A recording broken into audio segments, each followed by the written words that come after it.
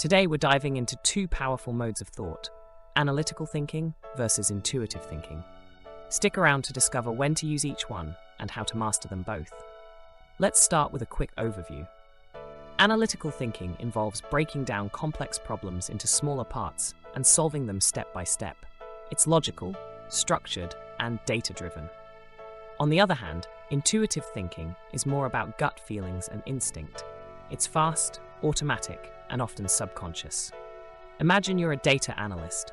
You're faced with a mountain of data. Analytical thinking helps you systematically sort through the data, identify patterns, and draw logical conclusions. It's like solving a puzzle piece by piece. Remember, analytical thinking is your go-to for situations that require precision and detailed examination. Now, picture an athlete during a high-stakes game, or an artist creating a masterpiece. They rely on intuitive thinking, quick, instinctive decisions honed by experience and practice. It's about trusting your gut. Intuitive thinking shines in fast-paced environments where there's no time for detailed analysis. Here's the secret sauce. The best decisions often come from combining both analytical and intuitive thinking.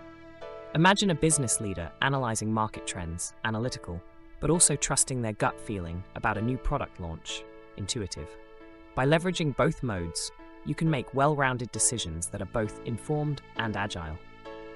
Here are some tips to hone both types of thinking. For analytical thinking, practice puzzles and logic games, analyze case studies, and always ask why.